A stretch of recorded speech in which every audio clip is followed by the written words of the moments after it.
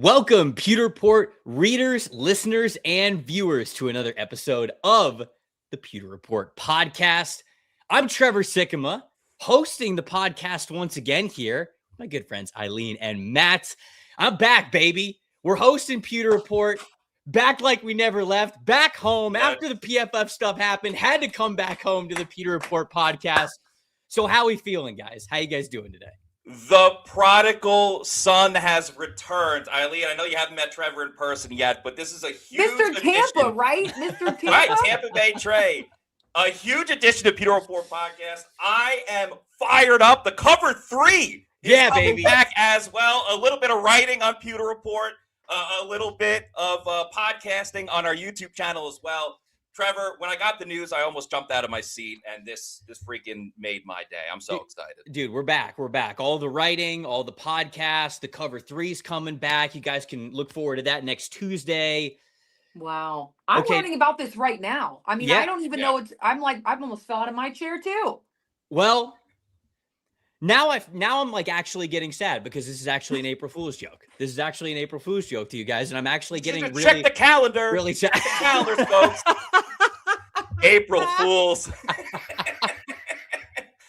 People are so pumped in the chat. I actually started, dude, Matt, when you started reading off like the articles, the cover 3's coming back. I haven't even thought of the cover 3 column in so long. What a blast from the past that was. But if you guys hated this April Fool's joke, Scott Reynolds put me up to it. Scott put me up to it. But I when Scott was like, hey, this would be kind of funny if you popped back on, I had to take a chance to intro the podcast one more time. You guys do a wonderful job. You're killing it. You're taking it to so many new heights that we had back when I was at Pewter Report. But I had to take the chance to intro the podcast one more time. So even if it was an April Fool's joke, I appreciate you letting me do that. It's all love. You guys know that I love everything that you do at Pewter Report. Trevor, you're the absolute best. We love you. Everybody check out NFL Stock Exchange. You got a show coming up very, very soon. Thanks for being a good sport. You're always family. You're always welcome on the Pewter Report podcast. You can essentially be the Undertaker of Pewter Report. You can pop in whenever. I like September 15th, you want to hop in? Bam. Doesn't even have to be at the beginning. It can be at the 30-minute mark. Bam. Trevor's in. Just come in whenever you want. I just need to finalize what my intro music would be, because it's like, oh, you guys start having the discussion, are we going to keep Todd Bowles? What's going to happen with Baker Mayfield? All of that. You start getting into it, and then boom. That's when the music drops, the lights go down, and then, it's basically the Undertaker. But, guys, I appreciate it. I'll let you get on to the show. Have a great show. Love you guys. I appreciate you having me on. But, thank you to everybody who Bye, Mr. Lang. Bye, Mr. Lang. Yes, which is Eileen right before the podcast was like, hold on, you're also Alyssa Lang's husband, right? And I was like, what do you mean also? That's my biggest claim to fame. That's my biggest claim to fame at this point. But I'll let you guys go. I'll let you guys keep going with it. But appreciate you guys. Out. Thank you, Trevor. Appreciate it.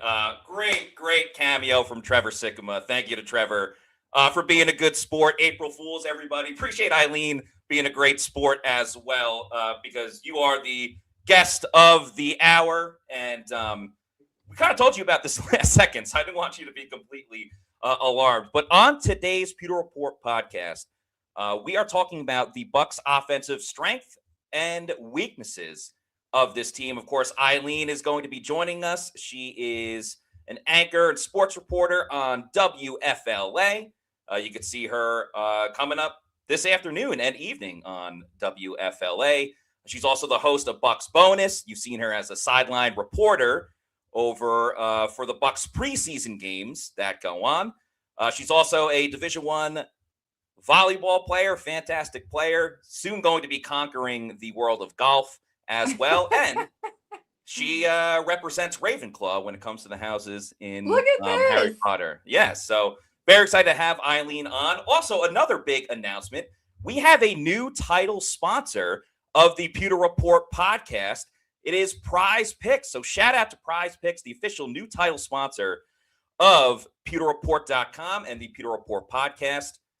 Sign up for Prize Picks with the code HMA and get $50 in lineups instantly when you play with your first $5 bet and lineup.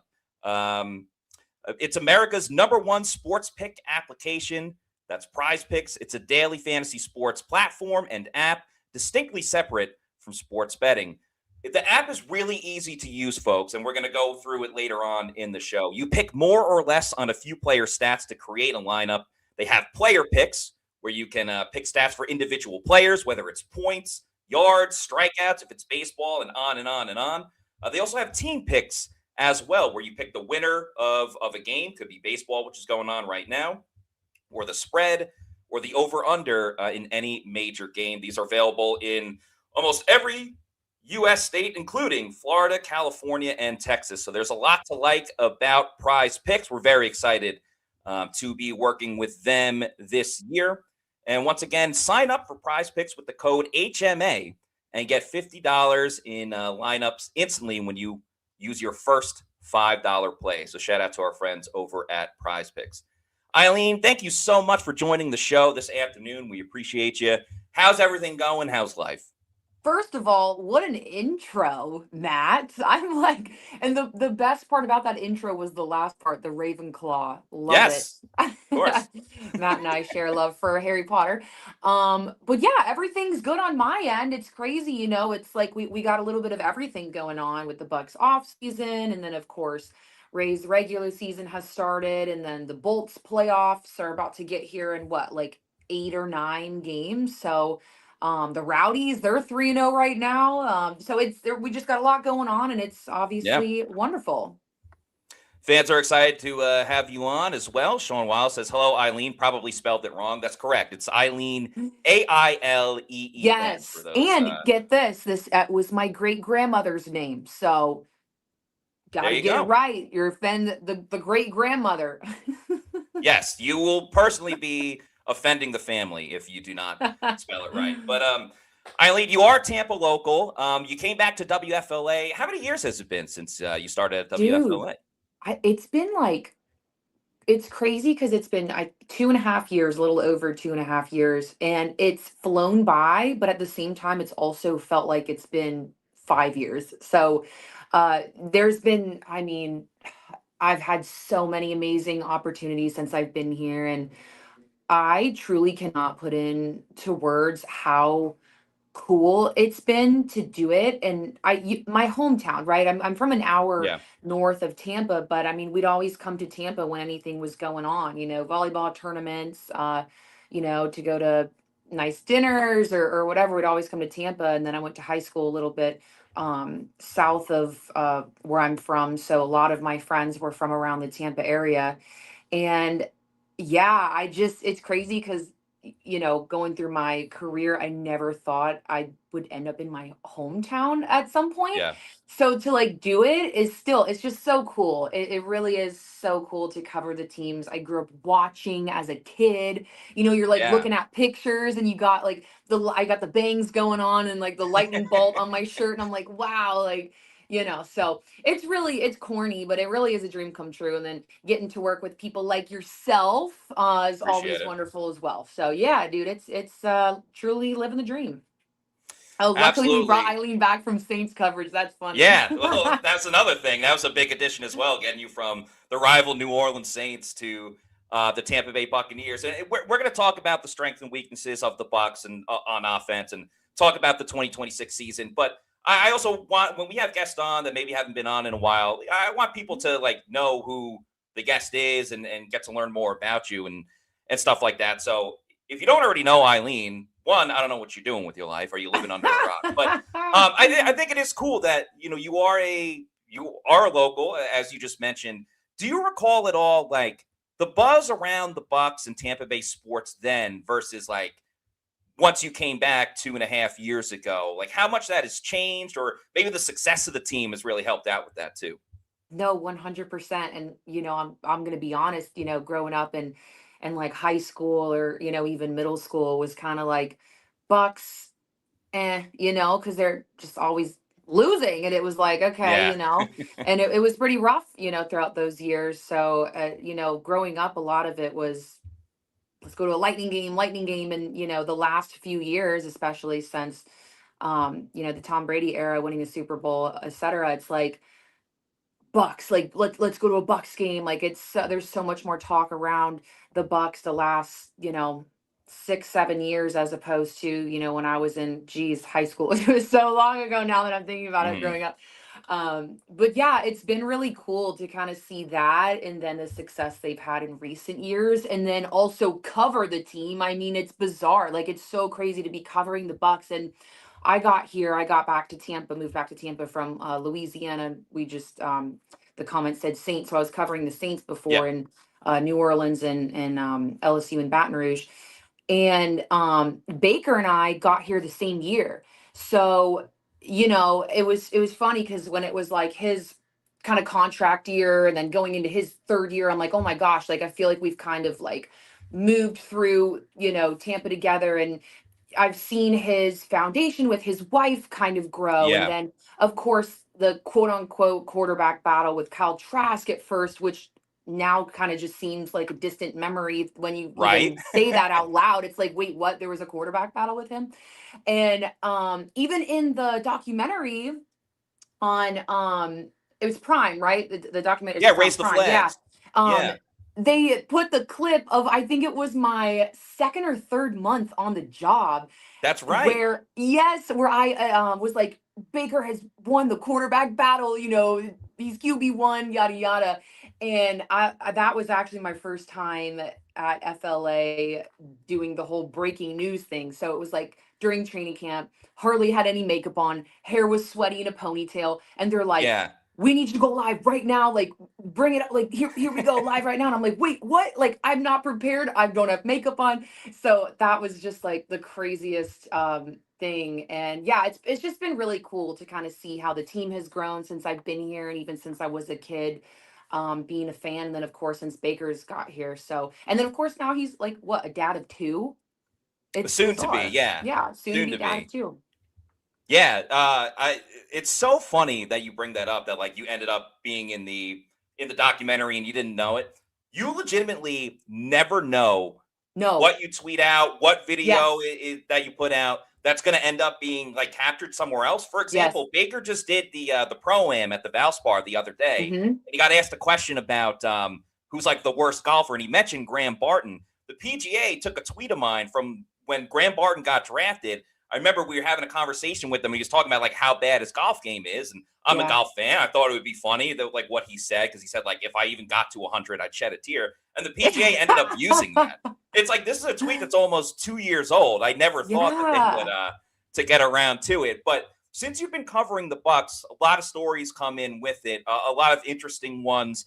Is there any in particular that is your favorite, or one that really stands out to you and comes to mind? Oh my gosh, that's such a good question. It's like hard to just pick one, as they all say, but truly any story that I have done, not just even with the Bucks, like anybody in general, any team, any athlete, any, coach, like the personal interest stories, like the whole Yeah, like adversity thing, like it is such an honor to like tell their story, because first of all, it's just hard to be vulnerable in general. for Okay. sure. And then you're going to be vulnerable on television. Okay. And then you're going to share that with somebody you hardly know, and trust them to do a good job and have it be on TV. Just like any any of those personal stories, like really, I just appreciate doing. And I'm trying to think of one with the Bucks that I have done specifically. Oh, so this one, it's not as like um deep, but it was a really fun story. It was with Ryan Miller. Yes, that's Obviously what I was he's, going to bring yes, up. yes, he's obviously with the Giants now. Right, he's with Giants, pretty sure. Yeah. I'm not sure if he No, signed, but yeah, he did go to another team after the we're gonna Bucks. make sure, we're gonna fact check here. Yeah. But yeah, so I did a story with him and his brother. So his brother is an actor, and he was in town at a show, playing Dracula at Yeah. the Strauss Center. Yes, he is with the Giants. Yep. And the Bucks had it, they were like, hey, let's do something where they switch places for the day. And I actually had been, I knew about that story since preseason because I used it in one of my sideline hits.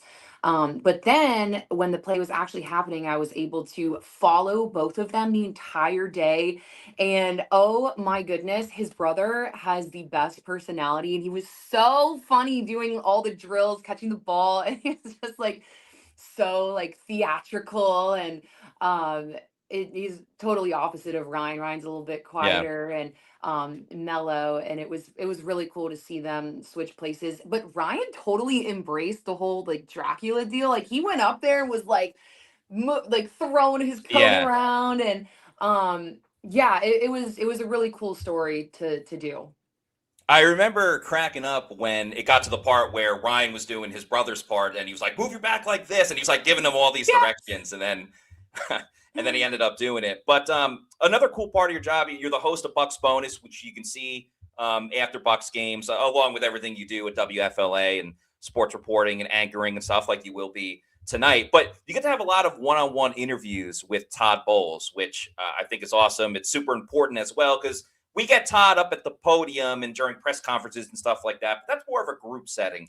And I've tried to say on this show before, Todd can be a very, very different person, like off camera, chatting with us, and then like during a press conference, whether it's after practice, after a game, and stuff like that. I think he's a little bit better in kind of one-on-one, or even like the annual meeting. There wasn't too many Tampa reporters, so I was just curious, like, how's it been for you interviewing Todd? Do you see a different side of him? Because you're at the regular press conferences as well. Do you see a different side of Todd at all in these interviews with them, or is he kind of still business as usual?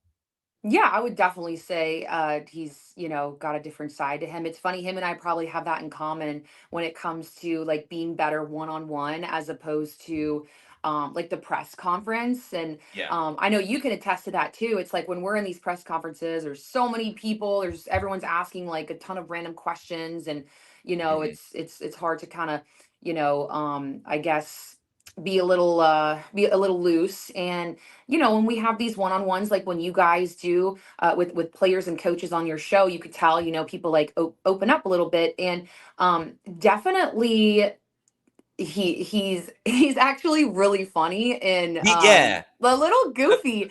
And i Very i dry sense of definitely humor, I would say. Sorry, not to cut you off. yeah, totally dry sense of humor. Obviously when we're on cam and we're talking the X's and O's, and like I joke with him a little bit, but yeah, off cam he's just like everyone else, right? He's a Mhm. father, he's a husband, he's a brother, he's an uncle, he's a friend. And we joke, and he actually has a nickname for me. And I yes, it's called Wiki, because I'm from Wiki Watchy. Okay, And when that makes I sense. Yes, and when I was telling him, oh yeah, hey coach, kind of from the area, and, grew up watching the team, blah blah blah. He's like, oh, really weird. I'm like, Wiki Watching. He's like, what the heck is that? What like dream Right. world, like fantasy land is this? It does And sound a I'm little like, fake. dude, it does. And then It it's even worse when I go, yeah, it's where the mermaids are. right. You're like, okay, Yeah. now this person is, okay, a little wacko. But yeah, so ever since then, he just calls me Wiki. But he's great. I mean, such a great guy. Love working with him. He always treats us really well. And yeah, he definitely has a personality. And I'll be honest with you, dude, I didn't believe it until I started doing those sit downs with him. And because I thought he was the same way, just Yeah. very business, very like straight to the Stern. point. Yes. And then got to know him, and I'm like, oh my gosh, this is like, he's so cool. Wiki Hnatiuk joining the show. You got to do one like on the sideline I of should have put it in this. I should have put it in this yeah. little box here earlier. Yeah, no, glad you said that there is another side of Todd, because I definitely think that there is. Not that he necessarily has to bring it out, because Bucs fans would rather him not say a word and they win games and go to the postseason and stuff like that versus, kind of what transpired last season. But one more question before we kind of get into a little bit more of Sure. the Bucs players and stuff like that. It was super cool. You got to be the sideline reporter for the preseason games. Not sure how much familiarity, you had with before that, but what was that experience like? And then also, working with the legend Rondé Barber and Chris Myers broadcasting as well. I just love this question. And obviously the entire time you're asking it, I'm like smiling ear to ear. Yeah, that was my first time sidelining an NFL game. Wow. And did you know that? Now I do. I I don't think was I knew like, at the time. I thought you knew that. No, that was my first time Yeah, I ever probably should have. sideline. No, it's just I was because you and I are buddies. For those who don't know, Matt and I play volleyball and golf often. Okay, Bump set friends spike. on and off the field here. But yeah, no, it's my first time sidelining an NFL game and football actually. So it's funny you asked that because when they had chosen me to do that, and I was just like, oh my God, I'm so excited. I don't care if it's a preseason game, a regular season game, post game. Like that to me was something I have been working for since I was in fifth grade when I decided I wanted to get into this, business. And it's a really interesting like concept or thought to work for something your whole life and then that moment be there and you're like, oh, am I even going to be good at this? Like, Mhm. am I going to like this? Am I actually going to, And so blessing in itself to have the opportunity, but then to do it. And I was like, wait, can we swear on this show? I can't remember if we swear on this show. Do you guys? No, I won't We swear. try Okay, to keep sorry. it a little I'll stop. family I'll friendly, stop. so Okay, yeah. holy crap. I'm like literally on the field and I'm like, this is freaking awesome. Like, it's hard, first of all. So shout out to all of the sideline reporters because I was like, wow, like this is crazy. This is hard. I mean, you're having like, hey, we need to hit on this guy. No, just kidding. This guy. No, hey, in 5 minutes. Hey, what do you have on this guy? Hey, do you have something on Baker? Hey, let's talk about like it is Mhm. just so really good for people with ADHD like myself. But I just was like, wow, so have that opportunity, a blessing, and then to do it and to love it and to do a good job at it was just also a blessing in itself. So I mean, it was just like the coolest thing that I feel like I've done. And aside from maybe I don't want to say that because I've done a lot of cool things. I mean, covering the Yeah, I Olympics mean, was pretty you cool. are an Olympic reporter. Yeah, right. So Yeah, yeah, no. But but oh man, I mean I could talk about it for hours. And of course, Rondé and Chris, like they were the best. And not only, are they good at their job, but they were like, hey, literally call if you have any questions, we'll chat about this or do that. And so yeah, I would literally reach out to them and say, hey, like these are my storylines, this is that, like what do you think? And then they were just almost mentors in a way to me, and I felt like they made me better for sure. And yeah, just so cool being able to work with those legends and then now be able to have a friendship with them because they're just such great guys. Like I really feel like mhm, we're so blessed to work in a market that has just such good people, like you guys all in Pewter Report, like everybody over at your place, and then of course the Bucks, like everyone is just so amazing. So that I feel like also kind of helps, us be better journalists and better at yeah. our jobs.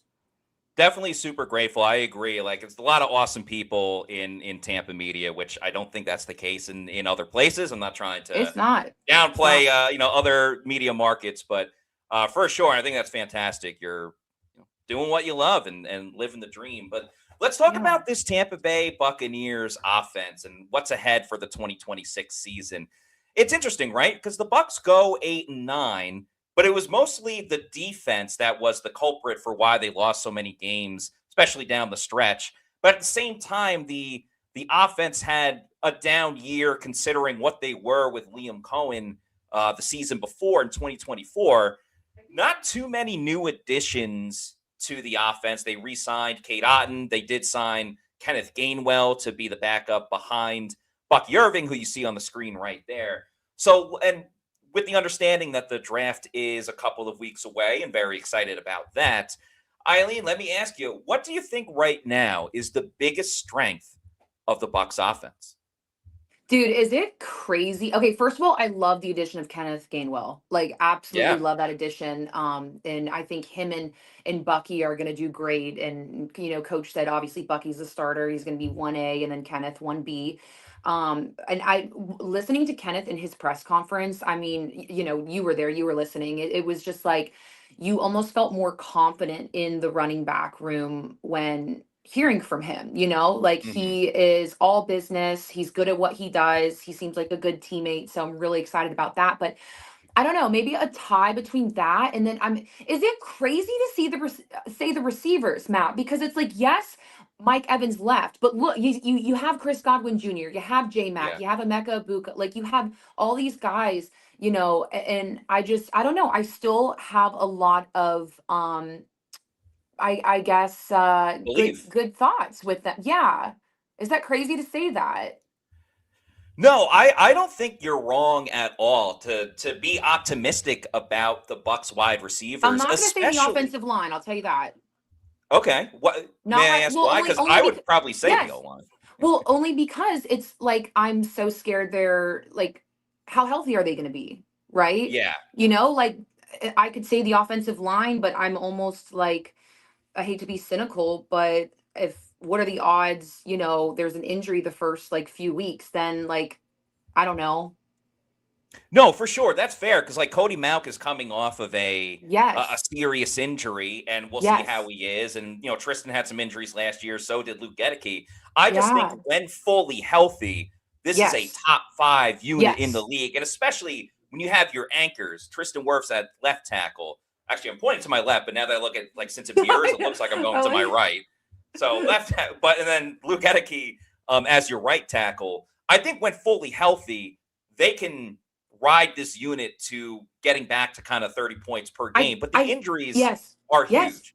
I have trust issues. I have trust Yeah. issues because that's what we said about the O-line last year and then like boom boom boom and you're like, Mhm. "Oh my God, like what?"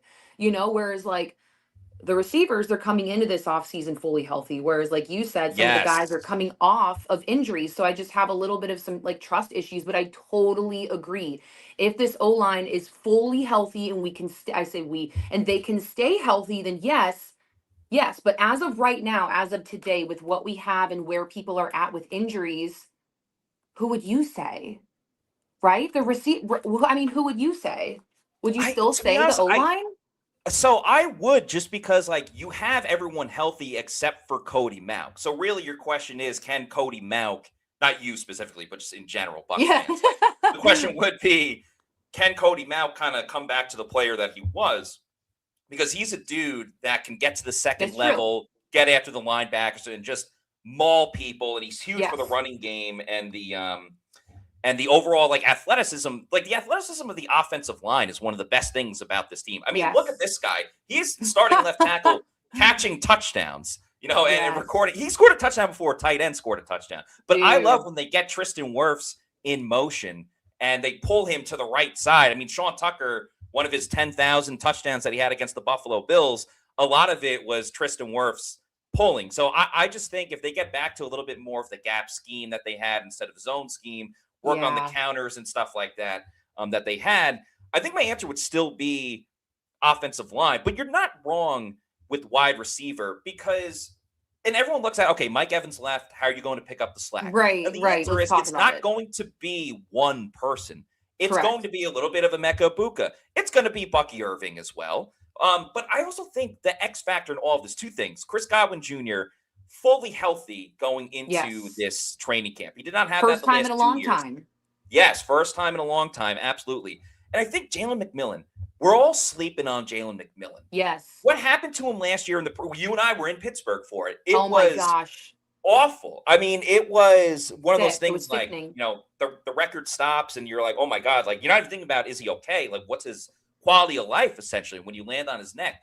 But before that, his rookie year, the dude Yeah. was catching and scoring touchdowns left and right towards the end of the season.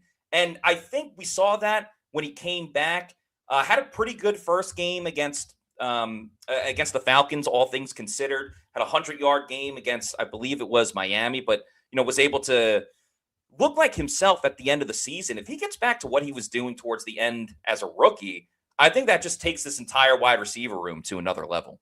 100%. And what I like about him is he plays longer and bigger than what he actually is. And going back to his injury, when you and I saw that at the Pittsburgh game in the week 2 of the preseason, it was just like bizarre, because you mentioned like the quality of life, like, is this guy even okay? But he was smiling as he was walking off the field. Look at it. Yes. That's insane. Love that comment. Yeah. Love Low that Country comment. Pirate says J-Mac is going to cook. Yes. So as wild as that was, I think that shows a lot about who he is as a person. And I don't know about you, but when we talk to him, you can really tell that he believes in himself. So not only are we like, yes, like when he was playing towards the end of his rookie season, like blah, blah, blah, like, he's people underestimate him. I think he agrees, like he knows he is that good and that he can play, really well. So I'm really excited about him, actually, because he even admitted he was in a really, really dark place, and had some, Understandably. yeah, my gosh, I mean, you can't blame him. And depression and mental health and all those things, which I appreciate so much when players are, again, we talked about being vulnerable, open about that stuff too, because it's real. So yeah, just about his play though. I mean, you're right. Like this guy, like he's long, plays bigger than what I think he is. What is he, like 6'3", 6'2", 6'2" Yeah, maybe? he's like 6'1", 6'2", and it's funny because Todd Bowles said he's not a 6'5" receiver, but he plays like one. But The way that he like exactly, jumps after yeah. the ball. Yeah. And totally, when you have that mindset and you think that, like, you're definitely gonna, play bigger than what you are, and be better. So yeah, and obviously these guys are gonna have to pick up some slack and step up with, Mike being gone. But I think this is a really cool opportunity for Chris Godwin Jr. Because now it's just like Chris Godwin Jr. show, you know what I mean? And as we mentioned, this is his, first time coming in fully healthy.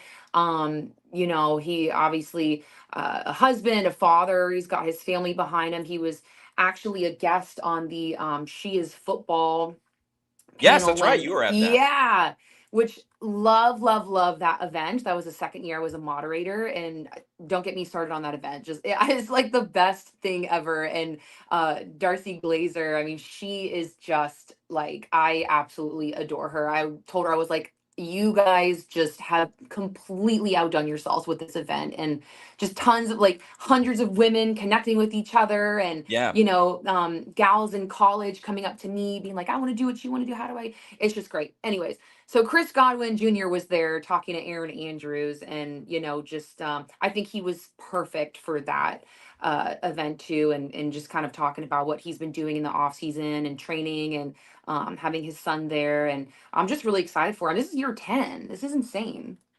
This is year 10 for him. It's wild, like how long he's been here. Now he's one of the longest tenured guys on the team. And shout out to the Bucs for the She Is Football event. Awesome stuff that they do over there. Eileen, you've been very gracious with your time, so we know you got to get out of here soon. I'll count you for hours, dude. We could do this for hours. I wish we could.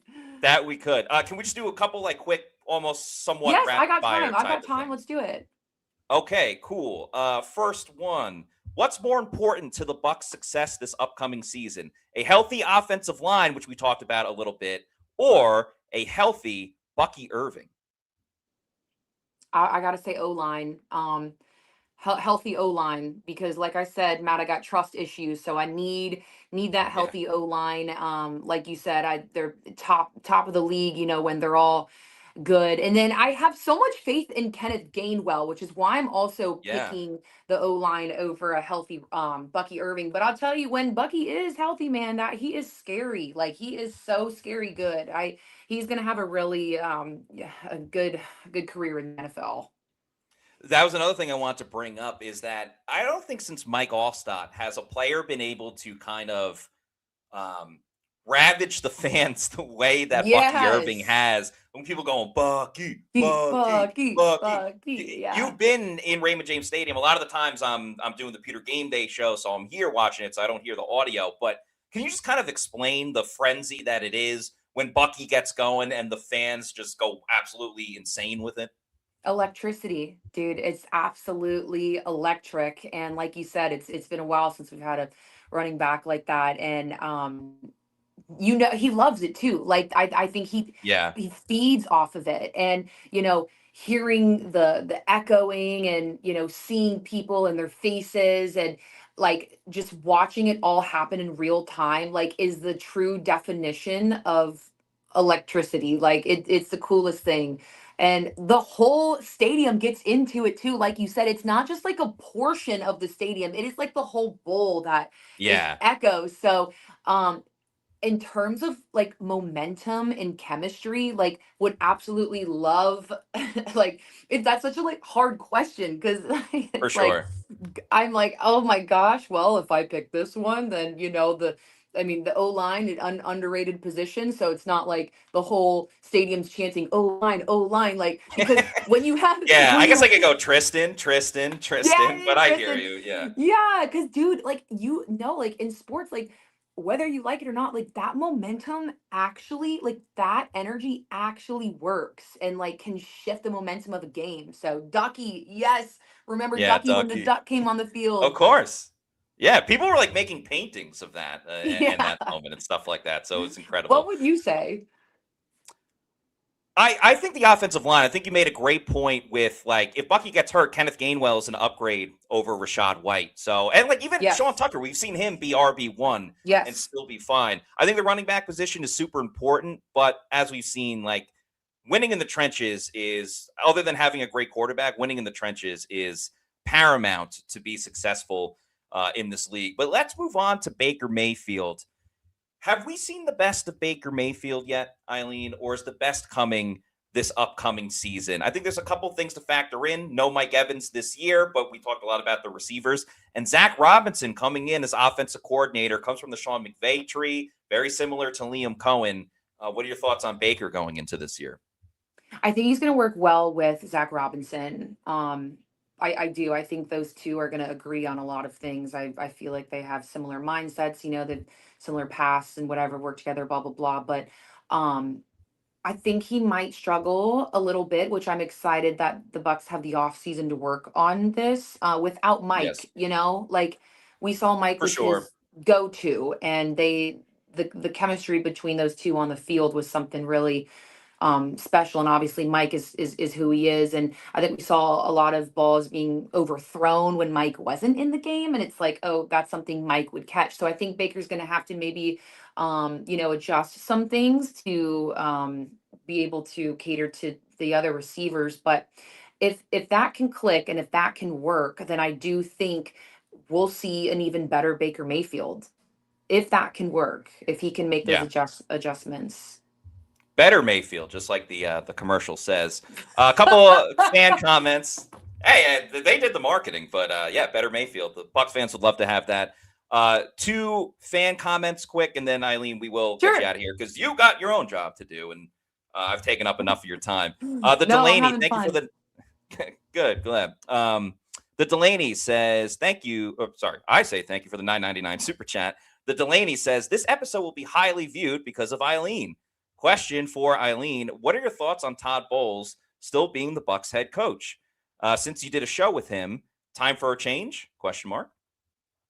Well, I'm not the Glazer family, so I'm not going to answer that question. That's not, I sure as heck do not get paid to answer those questions, but I will give you some insight to my opinion on Todd Bowles, even though, we chatted a little bit about it earlier in the episode. I mean, he's just like a great guy. And I do think football wise, um, they've made the adjustments right to the coaching staff and some changes in free agency and whatnot. He's got to show up and show out this season, point blank. he's For he's got to sure. show up and show out this season. um and I think that that's going to be the most important thing, is that he has success this season, or we could very well see a change. And yeah, as far as like my one-on-ones and sit downs with him goes, I'm sure we'll still do that this fall. So I'm excited for those, but he definitely needs to cook. More results this season for sure. And then Talking Bucks says, growing up a Bucks fan, how important was it for Eileen to work on the 50th season special Aw. produced by WFLA? Oh, that's a sweet question. Fun fact, I produced that. What you There guys you go. like, little insight to those types of things is our sports department, we all everyone does a really good job at WFLA, but I also like produce that stuff and figure out where we want things in the rundown, and sports photographer Bob Hansen, and then um sports anchor Jeff Dubroff, who just got here. Yeah. He didn't get to work on the show, but it was, I mean, it was just the coolest thing, especially with it being the 50th season and everything from season one to now. And dude, you asked me about like the stories and stuff too. Like Gail Yeah. Sierens, like she worked at Channel 8 for like 30-40 years. That's And right. she's the Yeah. first ever like sports reporter, and first ever and I got to go to her home and like sit down with her, and like she's got all of these things that are from scratch, from like when it all began, and she walked so I could run type thing. So Yeah. it really was cool to work on that special, and yeah, just being in my hometown and whatnot. It was cool. I almost like get emotional about it. I'm like, I don't want to talk about it anymore. Like, I don't want to be vulnerable. Like, these are the questions we ask the We're not guys, the trying to make you players. cry before you're about to go on television. It wouldn't be the first time. Well, Eileen, can't thank you enough for joining the show this afternoon. We really appreciate it. Everybody, make sure you follow Eileen at Aileen Hnatiuk. It's scrolling across the bottom right there. You can see her on WFLA, Bucs Bonus, and all Tampa Bay sports coverage. Eileen, you're the best. Thank you so much. Thank you, Matt. I'll see you on the golf course or volleyball court soon. That's right. Thanks, All guys. right, big thank you so much to Eileen, and we're going to jump from Eileen over to our resident BA of PewterReport.com, Bailey Adams. Bailey, thank you so much for joining us this later-ish afternoon. Thank you for waiting. Did you know that we hired Trevor Sikkema? So that's the thing. I did catch on the early in the show announcement, and you told me to tune in for the show early on because we had a special announcement. I would like to point out that I did question you. I said, am I being April Fool's? I've had my guard up all day because I have to. But this has felt like, that meme of the three dragons where it's like the two really tough dragons and the goofy dragon. It's like Trevor and Eileen on the really tough ones, and then the goofy looking one is me. That's how this show has gone so far with the guests we've lined up. No, not at all. If anything, I'm the goofy dragon. But this is a great lesson, Bailey. Never break kayfabe. But for real, appreciate you joining the show this afternoon. We're talking about Bucs strengths and weaknesses. So I'll just ask you straight off the bat, what do you think is the strength of the Tampa Bay Buccaneers offense right now, with the understanding that, yes, the draft is a couple of weeks away? Yeah, you and Eileen were just talking about it, and I think that it's kind of twofold, but I would lean one way over the other, and that's basically the offensive line at full strength.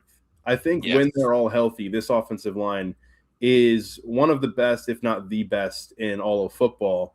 Unfortunately, we didn't get to see it together for any of last year. I mean, by the time Tristan Wirfs came back from his injury, Cody Mauch was down, as was Luke Gedeke. And even, of course, when Gedeke came back, Mauch had been out for the rest of the season. So we saw so many rotations, so many moving pieces. And, we didn't get to see the offensive line as it's designed and built to be played.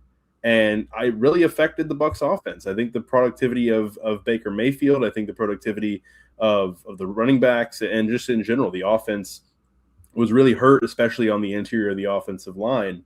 How many different combinations they had to play. So when this group and this unit is healthy, I think that's the biggest strength of this team. Really is the offensive line when it's at its full capacity, because you got Tristan Wirfs, you've got Ben Bredesen, Graham Barton, Cody Mauch, Luke Gedeke, like that starting five right there, I would take and put up against just about anybody else in the league. I'm with you. I think it's a top 5 offensive line when it's healthy. If you want to say it's a top 3, there's no doubt about it. And I think you make a great point. You didn't use the word trickle-down effect, but I think that's exactly what it is when the offensive line isn't working. It's a trickle-down effect because it impacts big. It impacts everybody else but the offensive line while also impacting the offensive line at the same time. And you mentioned the interior offensive line. It wasn't like that they just had to replace one guy. It was, hey, we moved our center to left tackle, and then we had to put in a backup guard. I mean, I still remember that the home opener against the Jets when they had Luke Haggard and Elijah Klein were starting at offensive guard. And they won that game because it's the Jets, but they almost lost that game, coming down to the end. So I think that's another thing as well is it wasn't like it was just one backup in. It was your third and fourth string backups coming in at guard. You had Michael Jordan playing on one leg essentially at one point because he was dealing with a lot of leg injuries. Ben Chikuma out at right tackle, which is, you don't want to see. He played well. You're happy about that, but you don't want it to be because, Tristan Wirfs and Luke Gedeke is out. Can you imagine Ben Chikuma as like a swing tackle this year? I know there's a lot of talk about tight ends and stuff like that, but Ben Chikuma as that swing tackle that they used a lot like during the 2020 season. I don't know. I think that would be fun to see. I think it would, and I think with the benefit of hindsight, or not even necessarily hindsight, but just like now that they have gone through the 2025 season with so many injuries and they were forced to play Ben Chikuma probably before they wanted to, I think it can pay off. There's some good can come from it. And I think, particularly with Chikuma, it's something where it will have helped his development to see the field that early and, kind of get his feet wet and know what to do, what not to do, know how, different guys off the edge are going to rush and what he can do to counter that. So I think in the long run, it will end up being a positive, especially for him. Yeah. But in the moment, it was not always the most fun to watch if you're a Bucs fan. What are your thoughts about the wide receiver room? We don't have to bring up Mike Evans that much, but just without them having a legend there, Todd Bowles sounded very optimistic about what else they have. What are your feelings about it? So much of it hinges on Chris Godwin. Chris Godwin Jr. is the guy who, you look at that room and you think, okay, yes, Mike is gone, but we've got 4 really good receivers. And, you talk about Chris Godwin Jr. entering year 10 and, really good veteran guy. And it just is a matter of whether or not he's going to be the same guy at any point again, or if he's kind of starting to become, if the injuries are just catching up to him and he's not going to fully get back to who he was, before that week 7 injury a couple years ago. Jalen McMillan, I think, is probably it's odd to say this because he's only played almost, I guess, 1 season because in his rookie year, he dealt with some injuries early on and midway through the season. Then he came on really strong at the end of the season. Then he had the unfortunate neck injury in the preseason last year, which limited him to only a few games. But what we've seen, the last, say, I don't know, I guess maybe 6 to 8 games of Jalen McMillan that we've seen has been really, really good. So I almost feel the most confident in J-Mac going into this year. And then I think Emeka is going to take a step forward. And, I don't know. I bring it back to Godwin. And then there's also the factor of Tez Johnson. Is he ready to be a number 4 guy? Is he that? Because he had that stretch last year where he caught, I think it was 5 touchdowns over like 4 weeks or maybe 6 weeks. Yeah, the San Francisco game was big for him. And then I know the team sucked in Detroit, but Tez had a pretty good game. But yeah, for sure. Yeah, so it's one of those things, is all of that sustainable? Is that something that he can do on a regular basis? Because if so, yeah, you do have 4 receivers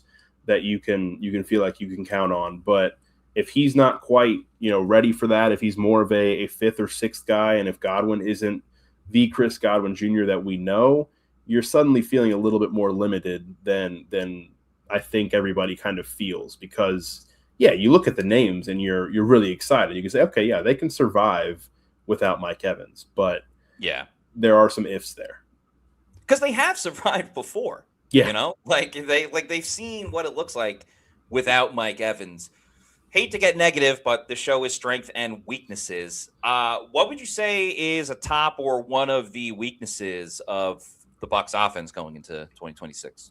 Yeah, I hate to just bring it back to this because we just talked about it, but I think it's still, for right now, the interior offensive line depth. I don't know that they have the pieces there to survive another barrage of injuries like they faced last year. And, and to an extent, no team is going to be prepared to see that many injuries, but you'd like to feel a little bit better about the options you have off the bench. And I don't know if you do feel that way right now. I'm not sure. I think they did bring back Dan Feeney, who they like. I don't think he played very well, honestly, but I think they liked him in the room, and I think he got on well with Baker. But I do think they're probably maybe an early day 3, sneaky early day 3 move is to draft an interior offensive lineman, because I know the draft, and I agree, should be heavily influenced by what they need on defense, but I don't want them to ignore that interior offensive line. Getting a backup guard in there that they can kind of develop and maybe eventually be the guy who replaces Ben Bredesen once his contract is up. I have thought about that as well. Like, he's probably going to be the next guy that the Bucs end up replacing, unless, Cody Mauch just doesn't get back to what he was before the injury and stuff like that. Bailey, we'll get you out of here in just a minute. But curious about Zach Robinson. Your thoughts on him going into the season, specifically, how much of a benefit is it for the Bucs to have an experienced offensive coordinator compared to, what they've had the previous couple of seasons?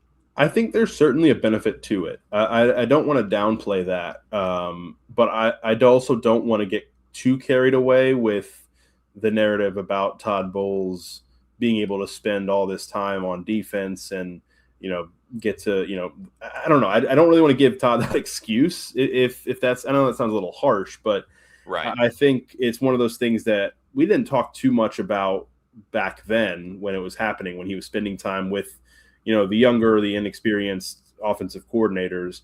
I think it does pay to have the experience. I think it does pay to have a guy who's worked with Baker Mayfield before, even in a more limited capacity. I just think my favorite thing, and what gives me a lot of hope for this offense, is the fact that, or the potential for this to look a lot more like it did under Liam Cohen. Because they're a lot more similar, come from some more similar backgrounds than what Josh Grizzard came from when he was, spending most of his previous time in the NFL in Miami with Mike McDaniel. So I think if they can get back to that, I think there really is a chance for this offense to take off, even without Mike Evans. And again, I bring it back to Godwin, because Godwin was kind of the guy who drove that Liam Cohen offense early on in the season. So he might have to do that again under Zach Robinson. But all in all, I think Robinson is a guy who I have a lot of confidence in going into this year.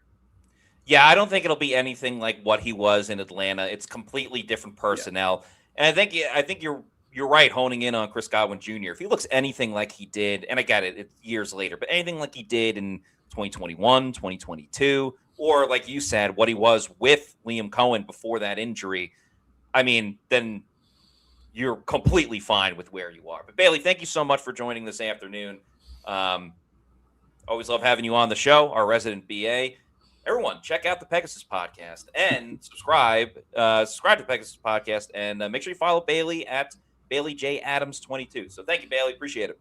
Appreciate you, Matt. Thank you. All right. Big thanks to Bailey. A lot of guests today. Trevor, who was with us for a little bit, April Fools, Eileen, and Bailey Adams. But want to talk about Prize Picks. Again, they are the official title sponsor of PewterReport.com and the Pewter Report podcast. So super excited to be partnering with them. I love using daily fantasy. I love putting wagers on all different types of sports. So this is right up my alley with Prize Picks. So super excited to be partnered with them. And once again, folks, sign up for Prize Picks with the code HMA. That's M as in Matthew, HMA. And get $50 in lineups that you can use instantly when you play your first $5 lineup. So you deposit $5, you get a $50 lineup bonus. And it's super easy to use. You pick more or less on a few player stats to create a lineup. They have player picks where you can pick different stats for individual players. You got to just pick at least 2, whether it's points, yards, strikeouts, etc. And I'm actually going to make some picks right now on the Pewter Report podcast. So let me just make sure I can get the screen going. We're going to make some picks that you can use on Prize Picks tonight or even right now because there's games going on all the time. And you can get the link is in the description as well. So if you go to Pewter Report TV, click on this episode. The link is in the description to download the app and use the code HMA to get that $50 bonus. You could also see it on the picture as well. All right. Let's see if I'm getting this correct. Yeah, there we go. All right. I am in on Prize Picks. I'm thinking I definitely want to do the NBA, want to do MLB. If the Lightning were playing, I would have done something with the Lightning, but we'll save that for tomorrow's show, especially for Lightning Penguins. I love hockey. I love creating lineups with hockey as well with the NHL. And you can see all the different stats they have: goalie saves, points, shots on goal, assists, goals allowed, plus minus. So tons of different stats for the NHL. I'll start with the NBA, though. I'm leaning towards points, rebounds, and assists. And I have 2 players in mind specifically. The first one, I'm going to go with, where is he? Jalen Brunson. Remember, it's just more or less. This is points, rebounds, and assists. I'm going with Jalen Brunson from the New York Knicks, my favorite basketball team. More than 34.5 points, rebounds, and assists. The reason why, the Knicks played last night. They lost to the Houston Rockets. They stunk, and Jalen Brunson did not have a good game. Typically, when star players don't play that well on a national stage because it was a primetime game, they bounce back the following game, and it's good that they can wipe the slate clean with the next game coming up against the Memphis Grizzlies. So taking the Jalen Brunson more than 34.5 points, rebounds, and assists. The next one, sticking with the NBA, this game's a little bit later in the evening. Nikola Jokic, more than 49.5 points, rebounds, and assists. He is the driving force of the Denver Nuggets. He can score 30 points in a game. He can get 15 rebounds in a game. And he's a big-time facilitator as well. So as you can see on the screen here, I have Jalen Brunson more than his points, rebounds, and assists, and Nikola Jokic more than his points, rebounds, and assists as well. We're going to save the NHL for tomorrow, so I'm going to go over to the baseball side of things. Total bases, I have one guy in mind. He plays for the Dodgers. He pitched yesterday, but he's also their DH. Shohei Ohtani. Not a lot of night games tonight, but I'm going to take Shohei Ohtani when I could find him. They got everyone on this, which is awesome to see. But Shohei, going against the Cleveland Guardians, more than 1.5 total bases in the game. If he hits a double, bam, you're good to go. He hits a home run, bam, you're good to go. If he hits 2 singles in the game, you're also good to go. So Shohei Ohtani, the best player in baseball, doesn't have to worry about pitching tonight. So all he's got to do is just hit. I like more than 1.5 total bases for Shohei Ohtani at 1.5. So again, 2 singles, a double, a triple, whatever. As long as he does that, he is in the clear. All right, that just went out for a quick second. Those are going to be my picks. Looks like I got to do it again real quick because my laptop went out on me, but that's all right. I'll just do it again quickly. Points, rebounds, assists. Jalen Brunson. More. Nikola Jokic also going with more. And then MLB. Shohei Ohtani. Total bases, 1.5. Feel free to tail the lineups that I am going with today. Very excited about it. Love using Prize Picks, so make sure You put in the promo code HMA for your chance to win big. Putting in $5. That's 5 to win 30. Submit lineup.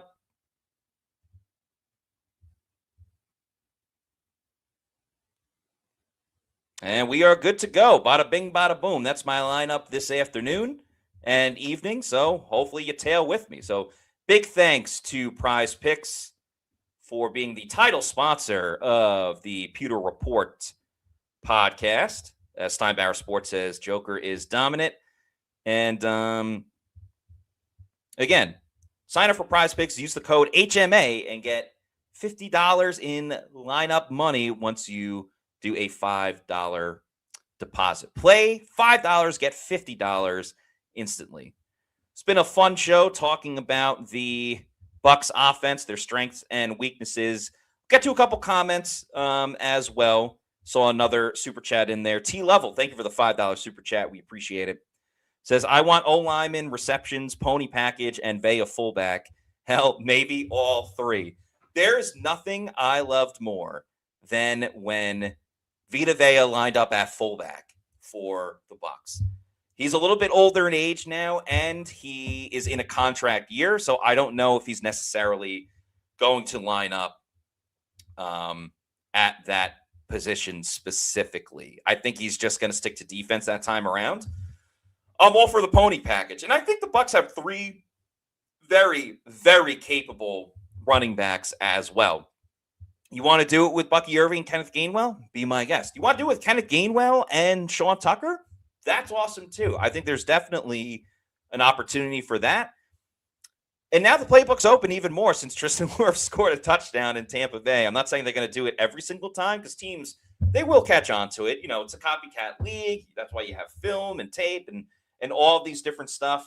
But I can see them using it at one point or another. Is it going to be all the time? No. But I think, and this was later in the year as well, I think November, December, sometime in the playoffs, you could see it happen again. But I wouldn't expect it like opening day or anything like that, the first game of the season. But definitely I think it'd be a cool thing to have. Moving on, we'll get to a couple comments, stuff like that. Oh, also, got to give a big time thank you to all of our Pewter Platinum members. Thank you for your support of pewterreport.com. We'll let those names scroll across the bottom. We'll have a Pewter Insider coming up on Friday at 1:30. Callie Buck says, who's taking the double coverage at wide receiver? Callie Bucks also follows that up with the skilled players' size is a weakness. A lot of small, fast guys.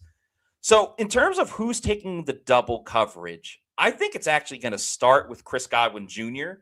based on his overall reputation. You know, like he's been the locomotive of this team for quite a while, but he's going to line up in the slot a lot. And you try not to totally double team guys when they're in the slot, but if he's going to be your best receiver, then that's what it is. Ibuka is a guy that's really going to get moved around a lot too. I think he has the potential to be the most talented receiver on this team. Remember, he comes from Ohio State, somewhat similar type of player to Jackson Smith and Jigba, and we all saw the blow up that Jackson Smith and Jigba had the most recent season. So I think it's going to be one of those two. Now, if Jalen McMillan, who's primarily, again, he's not a direct replacement for Mike Evans, but can play that role, I think he's going to be the deep ball guy. Now, again, his jumping ability, how he goes after the football, I don't know if you necessarily double team that, but he's way more aggressive than some of the other wide receivers that you'll see on those deep balls. So while I don't think it's going to be Jalen McMillan, I'm telling you, watch out for this guy. But I think it's going to be a little bit more of Chris Godwin and Emeka Ibuka as well. But we'll see. That's a pretty good question. I appreciate it. J-Rod's Mustache says the screen pass is coming back. Not sure about that, but you would want people to have your back. And when it comes to the law profession, Jorgensen Law is going to have your back. Welcome to Jorgensen Law P.A., where our family's legacy drives us to fight for your rights. Specializing in personal injury, workers' compensation, and Social Security, we're committed to winning for you. No fees unless we succeed. Trust in our family to help yours. Let's achieve justice together. That's right. Jorgensen Law is the champions of the injured and disabled.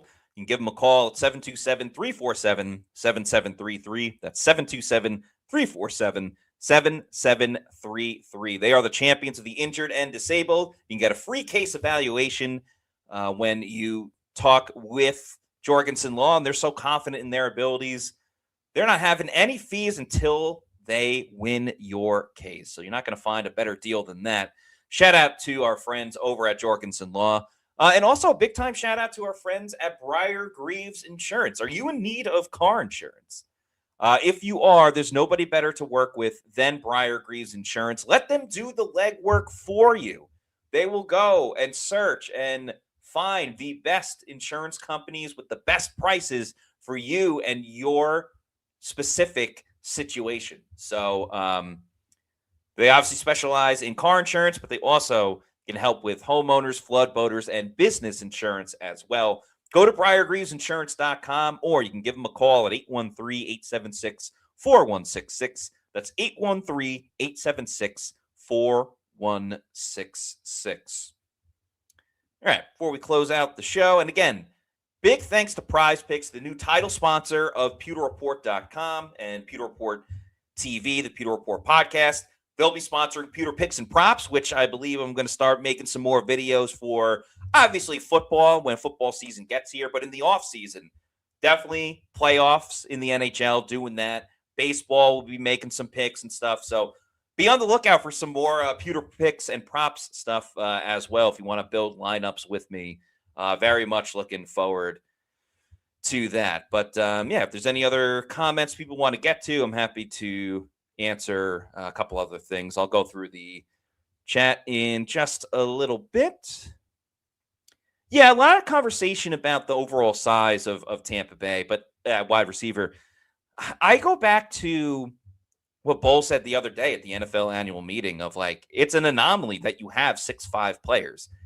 Not everybody has that really, really tall receiver, and I think you can still get away with it. I think that'll be the case with the Bucs. And if they get that ground game going, if the legs are churning that way, they'll be fine in the passing game. Because for Baker, it's all about rhythm, timing, getting the ball out quick. That's when Baker Mayfield is at his best.